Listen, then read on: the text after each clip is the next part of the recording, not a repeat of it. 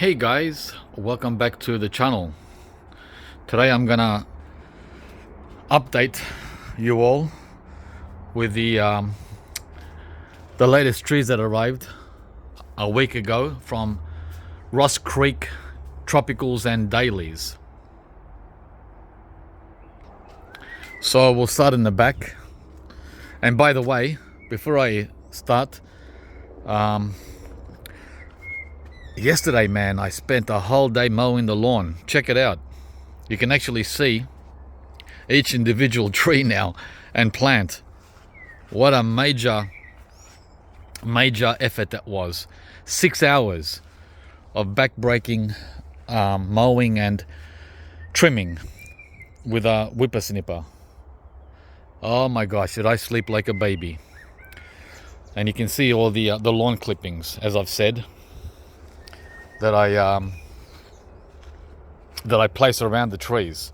I don't buy mulch from the store, guys. I use what is available here on the property. Okay, so the first tree, they're over here. Okay, these are the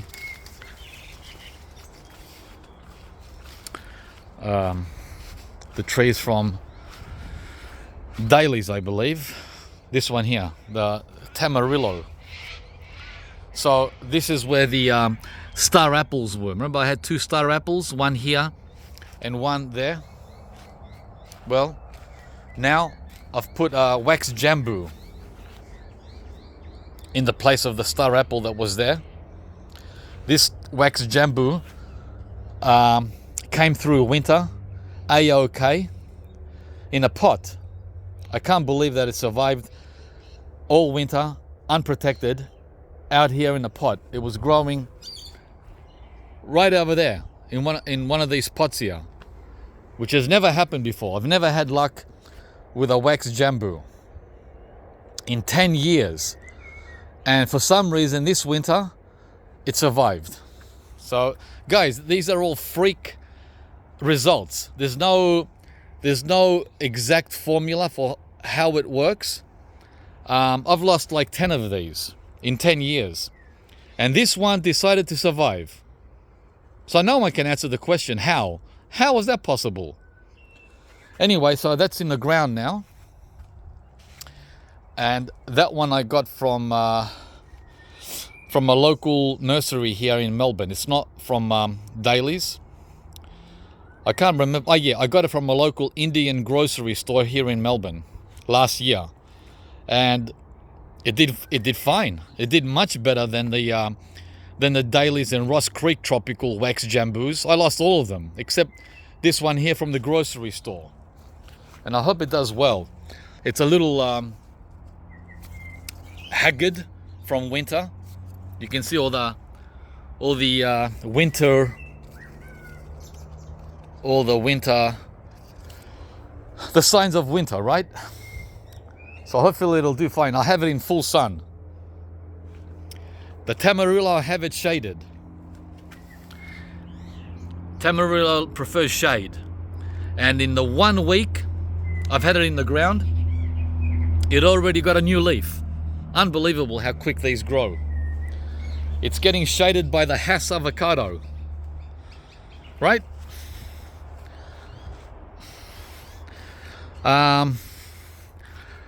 I'm gonna be trimming this black Shatut mulberry. I'm gonna remove the rootstock. It's gone berserk.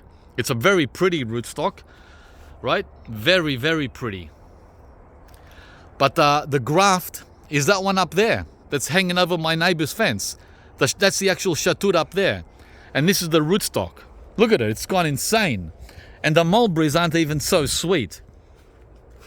Great for people that don't like sugar, right? If you don't like sugar, this is your favorite mulberry. But guys, I like my fruit sweet. I would have loved to have left it as an attractive tree, but I prefer it all to be the Shatut. Okay, next. I pulled out the sugar apple that died, and in its place I put this cinnamon tree, right? That one there, the one with the glossy green leaves. I got that from Daly's last year, right? Sometime around 23, 24 summer. And that also survived out here in a pot through winter. Not only did it survive, it did fabulous, right? It did fabulous. This one, look how healthy it is, and it's just come out of winter, unprotected. Whereas the sugar apple died, protected. With these, see these stakes? I had frost cloth over the sugar apple and it didn't make it. Let's see how this does. This is not a true cinnamon. This is the Chinese one. What's it called? Cassia. The cassia cinnamon. I tried the Indian one or the Sri Lankan one and it didn't make it. The Sri Lankan cinnamon doesn't make it in Melbourne. It's too cold. It actually died the first month of winter when I tried it a couple of years ago. There's an update on the yellow mangosteen. It's getting funky. I don't know why. I hope it pulls through. We had 40 millimeters of rain in Melbourne last week. And I don't like what I see on this yellow mangosteen. That also pulled through winter fine. And now it's starting to get funky. Right? And further to that,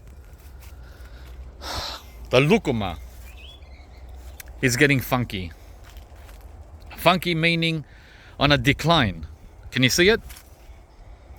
So that's very sad to see after it did so well all winter. So yellow mangosteen and lucuma are not looking good, guys. That's sad news. But this cinnamon sure is looking great. See how every tree is so unique? Yeah. And as you can see, I whipper-snipped in here, cleaned all this up. There were grasses in here that were belly high. So a lot of work. Took me 6 hours, as I said, to clean all this mess. And you saw the new star apples and abu in that greenhouse back there. So we won't go there. What else do I have to report? Look at the cleanup here. Remember all the weeds that were here? All gone, all shredded with the line trimmer. And now you can actually see the white sapote that was smothered by weeds. That was invisible. You couldn't see it. Right? Yeah, and you can see the yacon that was also smothered by weeds. A lot of work, guys.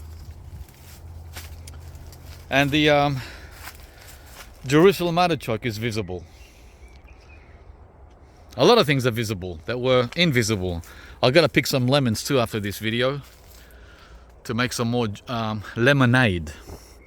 Okay, so I think that's all I planted back here. The rest is in the front yard. Let's go to the front yard. This is the new ice cream bean tree, by the way, that I put in the ground 6 months ago. It's doing great, but I need to stake it. And that's the new white Shatut mulberry. I bought another white Shatut mulberry, guys. I didn't get a cutting from my own tree. I actually paid Daly's. There's the label there. See the label? I went ahead and paid for a new tree instead of getting a cutting. So I'm not stingy at all when it comes to the garden. And I also like to support nurseries for providing such a wonderful service. There's the yellow jabuticaba that seems to be doing really nice.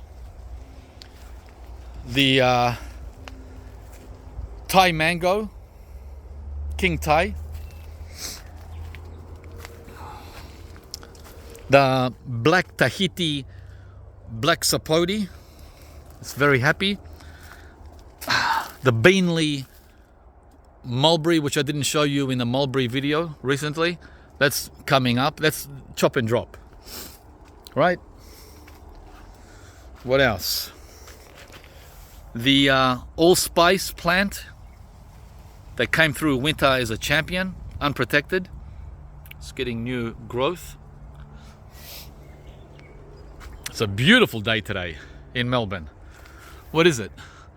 It's only 19 Celsius. By the way, we had 32 yesterday. The warmest day since March. This is the Fuerte avocado. The one that the possums ravished or savaged all winter. And this is the cherry moya. Fino de Hete. Nice. Okay, I'm getting off track. What do you call it? Trimmed all the weeds around here. Right? Now you can actually see the trees. Much clearer. There's the Pinkerton avocado. Getting, by the way, it's 12 noon now, so it's getting midday sun. I want this loquat seedling that I planted here last year to protect it from direct sun in the afternoon. And I've got another little pot here, another loquat. That's why I'm growing these guys as sun blockers, because they grow fast and they've got big leaves. The ruby red grapefruit. The new black sapote seedling from Dailies that I got as a gift. This was completely unprotected all winter. Look how happy it is. By the way, I had a rose apple here a year ago. A rose apple, and it died. It didn't make it. Can you believe it? The rose apple didn't make it and the black sapote did. That's absolutely crazy, right? People have had more problems with black sapote than they've had with rose apple. But for me, it's the other way around. This is a Bing cherry, right? The popular American cherry. And that's the Stella cherry. Unfortunately, I won't be able to cover these because the tree is too big. So, oh, and this is the American pawpaw that had just one flower, this one here. And for some reason, there's nothing going on. It's just in perpetual hold. But at least it's alive and it's healthy. The other one, the matching American pawpaw, didn't even come out of dormancy at the end of winter, so I think it died. It doesn't have a single leaf on it. Let's see. Yeah, I think it's... is that green? I can't see. No, it's green. It's alive. I don't know why it's still dormant in almost November. The Kohala longans. I've got 3 of them. And they also get this funky drooping leaf set. Look. See how the leaves are looking like dieback? Like the tree is dying back?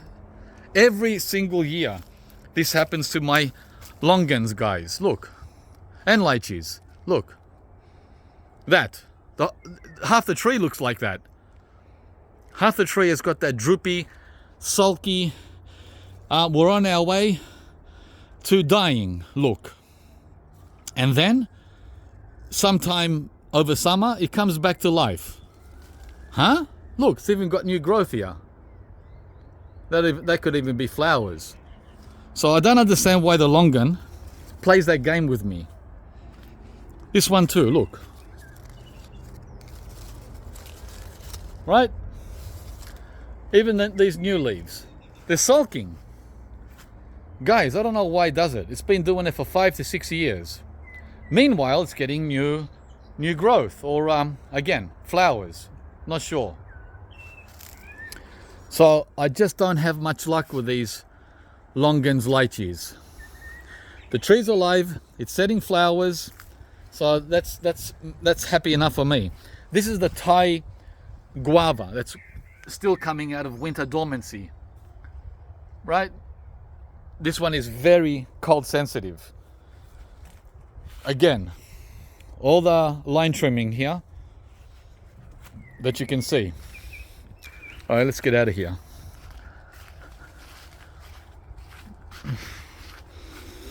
I have to prune this lime tree, the Tahiti. It's gone so bushy.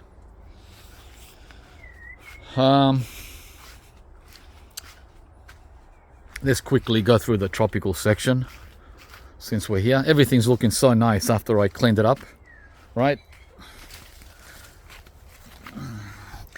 It's been the biggest cleanup that I've done here in the garden since April.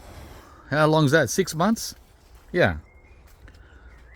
The biggest cleanup in 6 months. Look, shredded everything.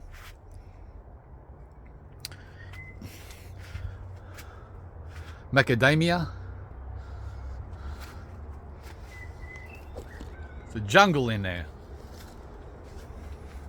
And this is the kiwi berry, which I don't have much luck with. And these are flowering gingers, ornamental gingers. Now you can see this black sapote, which you couldn't see before because of all the weeds. See all the weeds? Look at that heap that were in there. That's another longan. That's a chompu. See how the leaves are, they look like the lucuma? I hope the lucuma comes back to life.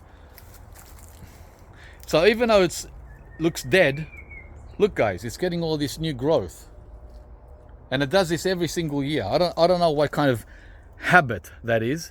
If that's a sign of cold, poor drainage, I don't know what it is. It's very confusing for me. If anyone can chime in with some experience or knowledge. So that black sapote's come through. This one's come through. This is the Malaysian jackfruit, which is also looking very funky, right? With the leaves dying back. Hopefully this will start shooting out new growth instead of going backwards. More yacon. The broken branch from the lemon tree, which I need to, again, as I said after this video, I've got to pick at least 20 to 40 lemons for juicing. A dwarf apricot, which didn't fruit for us this year, which is very strange. It only gave us like one fruit. It's missed 2 years, which is strange. All right, so this is the flat persimmon. Green sapote also has that sulky look on its leaves, right? That sulky look. But look at all these perky new leaves. So I don't worry about the sulkiness, guys. I don't care about that. When it shows me this at the top, it's a thumbs up. It must be just the pattern, the growth pattern of these trees. Look, right? Nothing to worry about. This is the Parfianca pomegranate, the Sapodia, the Rollinia, which is finally waking up with only 3 leaves left on it, right? From last season. So it's waking up all over, getting new growth everywhere. We're at least 2 months behind Sydney. Ben in Sydney, his Rollinia is already flowering. Wow, mine's still sleeping. Even Sydney is 2 months ahead of Melbourne, let alone Queensland, right? We're 3 months behind Queensland, guys, in the garden. More mowing here. A lot of work. A lot of work. Look. A lot of work, guys. Yeah, so pray with me that the lucuma comes back. Sad. Very sad. I just hope that's temporary and it shoots out new leaves. Please, please, if there's a god of trees. Now look at this Kohala longan. Again, with a drooping leaf habit. And man, look, all this growth at the top. Simultaneously. It's got both. This chirpy look at the top and this, I'm sick, I want to see a doctor look on its leaves. So very strange trees, very strange. I don't know any other trees that do that. Well, look, the lychee as well. Now, these leaves have been sickly all winter, right? Remember I showed you these lychee leaves back in May when the first frost came to Melbourne? How long ago was that? 5 months. For 5 months these have been sickly. But guys, through that sickliness, look, it's starting to send out flowers. It's flowering. This is the Bosworth. The sickly looking tree is flowering. What kind of design is that? Usually when you see this, it's the end, right? You take this as a loss. But these guys start flowering and fruiting out of this. Very bizarre. Okay.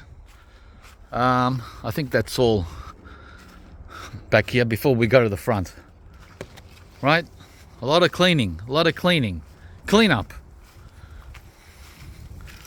This is the ruby red guava from Vu. It's nice and perky and erect now. And the stone fruit are full of fruit. This is without a spray for leaf curl.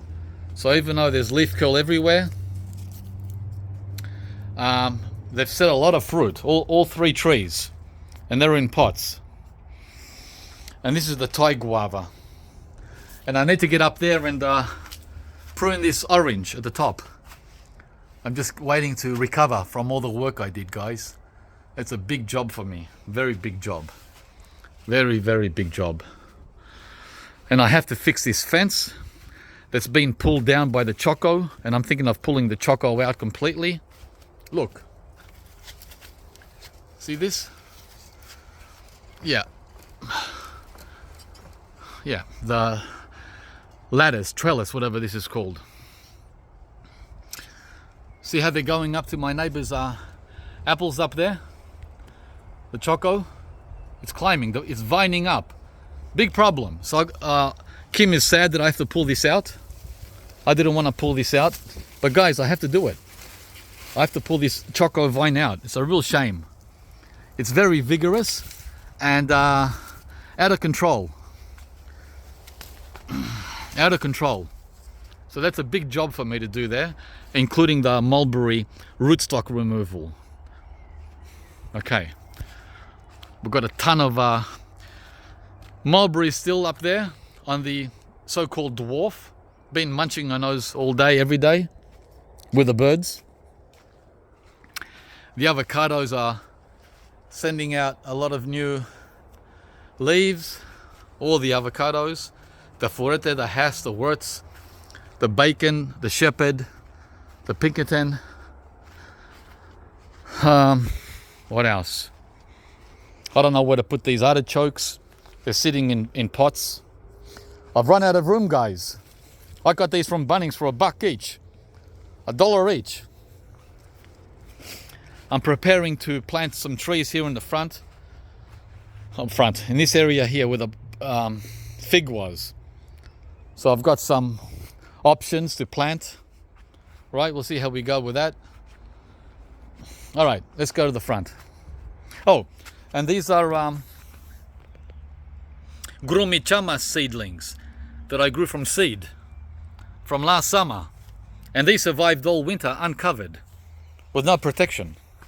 So Grumichama is very cold hardy, for your information, guys. And this Plumeria frangipani, I don't know if it's gonna come back, but it's soft. Soft means no good. I put it out in the rain when we had that 40 millimeters of rain last week, so I can get its first drink of rainwater because it normally sits up there under the pergola where there's no rain at all. So, and I've put it in the sun. Hot sun and rainfall. Let's see if it comes back. If not, well, it's another loss. All right, guys. Let's go out to the front and see what else I planted.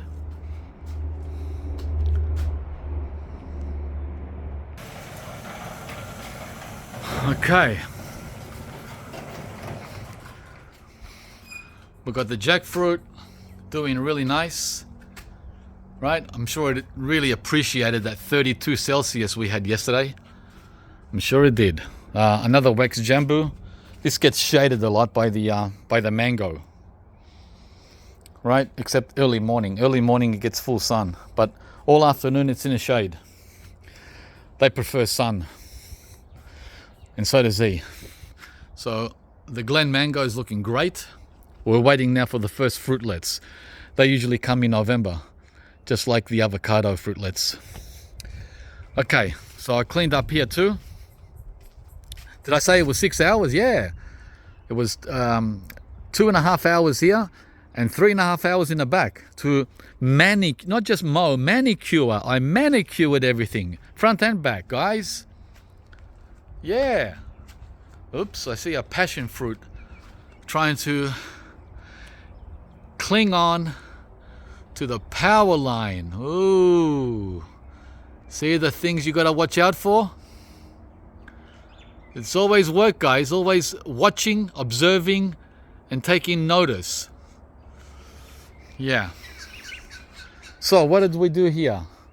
We planted the new jackfruit from Ross Creek Tropicals here in the driveway where I had a mango, where I had a dead mango. Remember the carabao? The Manila mango that died? That one. I took it out and put it into a pot to see if the rootstock does anything. So for the sake of the rootstock, I saved it. We don't throw out anything, guys. And in its place, I put this jackfruit seedling. And within 24 hours of planting it in the ground, the top 2 leaves started drooping, like really drooping, bad, like the tree was dying. And I thought, what the heck? What's wrong with you? Sun, you don't like the sun. Just like most people don't like the sun. I love the sun. But guys, it looked like the tree was gonna die within 1 day of planting it. So I put this shade cloth around it. And guess what happened? Within 10 minutes, the leaves went boom, they perked back up. Immediately. With a sunblock. Unreal. So he's going to stay behind that shade cloth all summer until he gets, until he becomes a real jackfruit. Jackfruit loves the sun, but he's still a baby. Okay, let's move on. What else did I plant?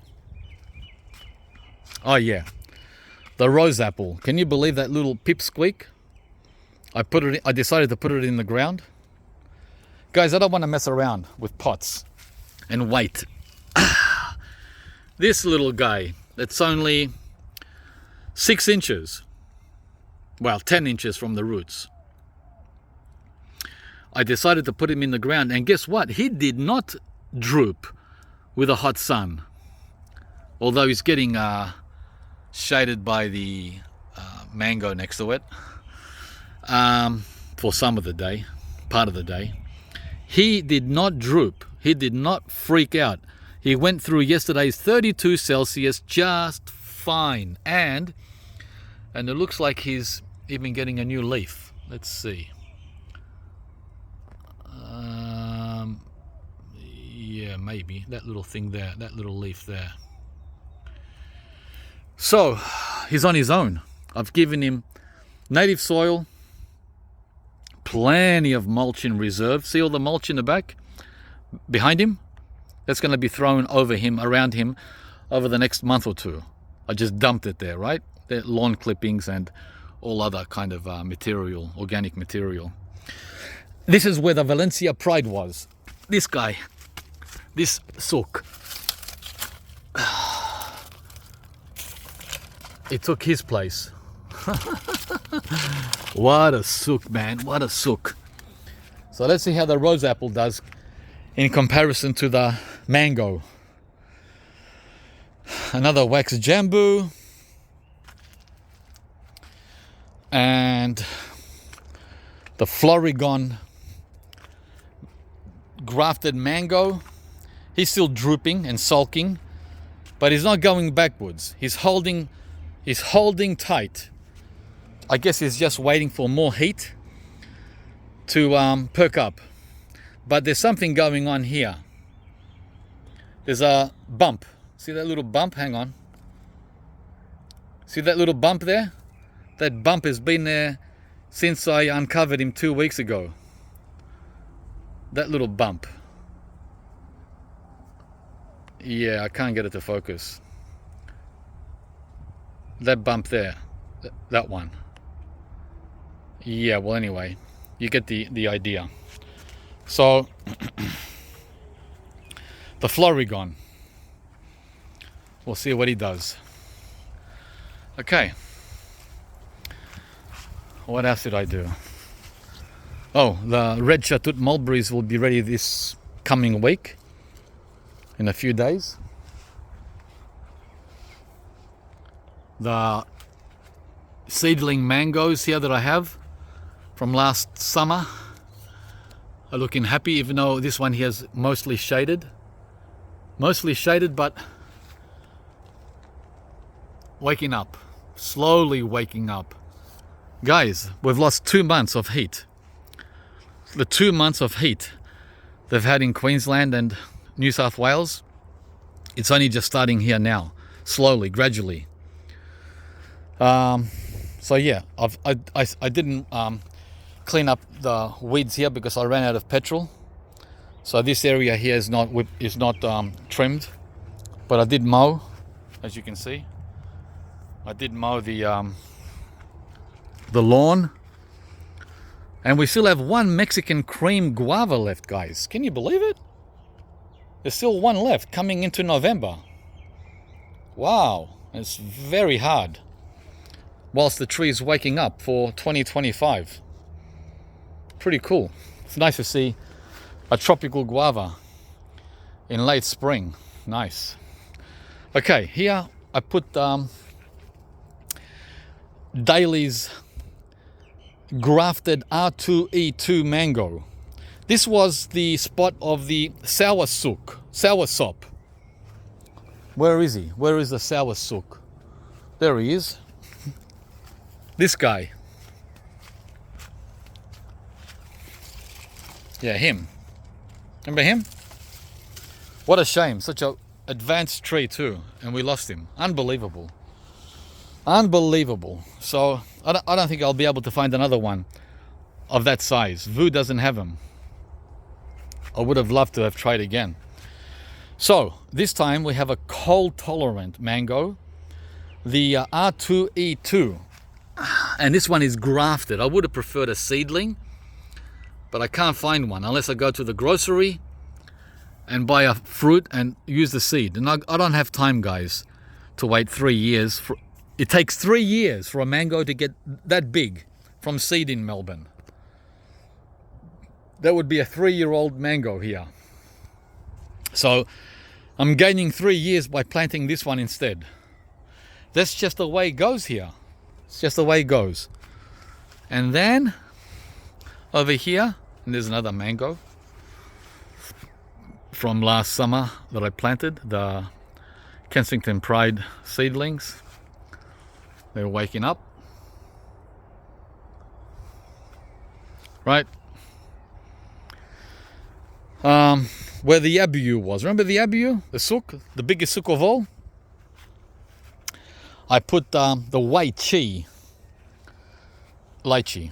This gets sun all day. And now you might be saying, why did you put the lychee in the sun and the mango in the shade? Guys, because of experience, that's why. Mango, when it's a baby like that, does not like sunshine, just like the jackfruit. Jackfruit and mango don't want to be in full sun their first year. Even though the trunk at the bottom is all brown, the top half of the tree is all green. So I don't want to risk losing it. That's why I put that in part shade. Well, this plum tree here, it's not fully foliated yet. It's still spring. By the end of November, this will be dense, like the white sapote. See the white sapote? It's going to be that dense in 4 weeks. This tree here, so it'll be giving full shade to the R2E2 mango. So I want to protect that mango whilst it's a baby. And these guys, the longens and lychees, they like sun, even when they're young. Now, when I say young, I'm not talking about 1 year old. Well, in their second year. And as you can see from the bark, see how the bark is brown? There's no green. It's not green anywhere. It's brown everywhere. Right? This brown wood cannot burn. Well, it shouldn't burn. I'm not talking about 120 Fahrenheit. I'm talking about under 100, right? In the 80s and 90s Fahrenheit. Should not burn under 30 Celsius. Should not burn. So I'm taking a risk having this in full sun all day. The lychee. Okay, let's go to the next tree I planted. These plantings were all done in the last week.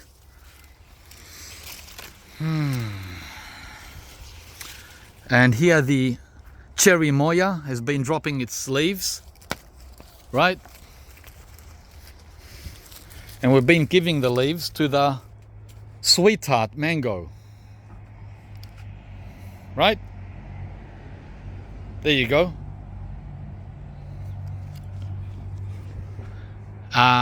Yeah, so that's the shepherd avocado. It's getting new growth and a ton of flowers, and hopefully its first fruit after 3 years. First fruit. Come on, guy, you can do it. The same with the bacon. These have been so successful, these two trees, the bacon and the shepherd avocados. So nice. And the cherry moya. And I can even see bumps coming on the dragon fruit. Bumps, I don't know what you call them, nipples. See at the top? I don't know if you can see them zoomed in. I don't know what those are, if that's potential fruit coming or if they're new arms. Don't know. But they're all over the dragon fruit. Okay.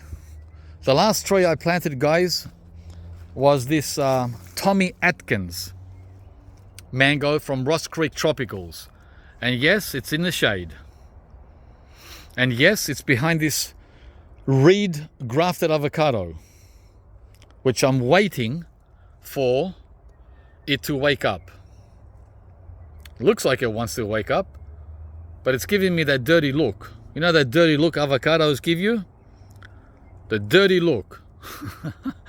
The dirty look, which means, will I grow or won't I grow?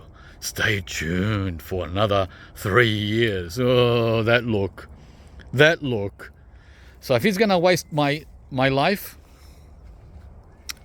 I'm going to be pulling him out by the end of summer. He's only going to get till the end of summer to straighten up. So this is the Tommy Atkins grafted avocado, mango, where I used to have a jackfruit seedling, right? Which I pulled out because it wasn't going anywhere from Ross Creek. And I planted the Tommy Atkins a little further back to make room from the avocado. Instead of putting it in the middle there, I planted him over there. So 10 inches further back towards the fence. Now, some of you have asked me, why on earth did I choose this non-tasty mango? The least tasty mango of all. And I've already given you the answer, guys, in the comments section. Right? It's the most popular or the most widely grown and sold mango in the United States, or Florida at least, but it's also the least favorite mango in Florida and the United States.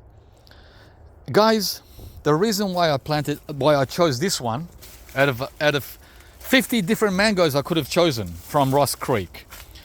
The reason is because this one, first of all, it's meant to be cold hardy like the R2E2. Don't know about that, that's what I read. Secondly, it's got big fruit like the R2E2, which is meaty. We want meaty mangoes, right? And the reason we want them meaty is for making cakes, desserts, as fillers, mango filler. And thirdly, it's not as prone to disease as other mangoes. Again, I've read all this, I haven't had any experience. And lastly, guys, the reason why it gets a bad rap is because being the most popular mango in America, it's also the most well-known, right? So because it's so popular, they have to grow a lot of them and ship a lot of them, which means they pick them early. It's all about money, right? Business. Business means you grow as many as you can and you pick them early as you can so as to extend their life. And by the way, it's got, another point was it's got an excellent shelf life, longer than most other mangoes. So they're the points on why I picked this one. Yeah. Okay, that's that. Where are we up to? Are we up to an hour again? Wow, coming up to 1 hour. Okay, guys, I'll cut it short here because I can go on forever and ever and ever. And yeah, it's looking really, really busy in here now. The Hicks Fancy mulberry, which you guys didn't see in that mulberry video, it's going to get a chop. I'm going to cut it right there in the middle and use all that up there for chop and drop, because this is the 5 a.m. club mulberry, which again, we don't get to eat any. Look how many there are. There's hundreds of mulberries, hundreds. But the birds always come here. I hear them in bed when I'm sleeping, chirping and sharing with their friends the joys of Fruitopia. And I prefer to stay in bed, guys. See all these young ones coming? Yeah, so this is gonna get a big haircut soon. And good news, the Pink's Mammoth custard apple has come back from the dead. Right? The graft. There's the graft. Just made it. Just made it. So this is the Pink's Mammoth, the Atemoya. Oh, yeah. So I'm glad they came back to life. Okay, guys. Still waiting for the this sook here, the Golden Emperor custard apple, to wake up. Looks pretty dead, but I'm sure he'll surprise me and come back to life.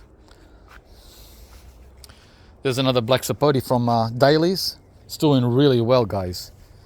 And the Hillary White sapote is doing great too. And that's it for now. That's the Paxton Prolific custard apple. 2 big ones here, one here and one there, and a couple of smaller ones, right? All right, guys, hope you enjoyed the video. I want to say sorry for the long videos, but I can't apologize, guys, because it is what it is. It is what it is. I can't make these videos shorter because I've got 200 trees, right? And I know I can do them in parts, part 1, part 2, part 3, part 4, part 5. I don't like making videos like that, guys. And this is the passion fruit. It's loaded for year 4. Let's see how many years we get out of this passion fruit. It's loaded. It's loaded. So tell your friends, share with your friends the miracles that can be had with tropical fruit gardening in Melbourne, Australia, right? And hopefully there's more people, more growers enjoying the tropics here in the cool to warm temperate zone of Melbourne, Australia. That's the Gurumi Chama, by the way. And these are the white sapotes that are coming for summer. They'll be the first cabs off the rank. There's quite a few of them. We'll do a white sapote video soon. Okay, guys, give us a like if you enjoyed the video. And that's the white Indian guava waking up. And subscribe to the channel if you haven't. That's the Aman guava waking up.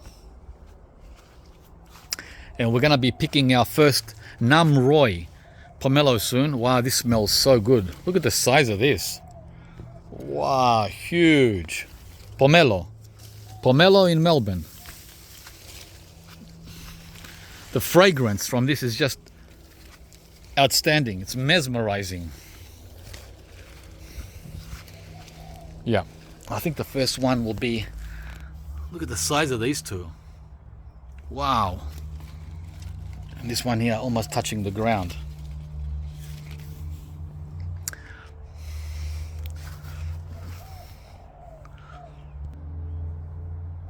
Bye, guys.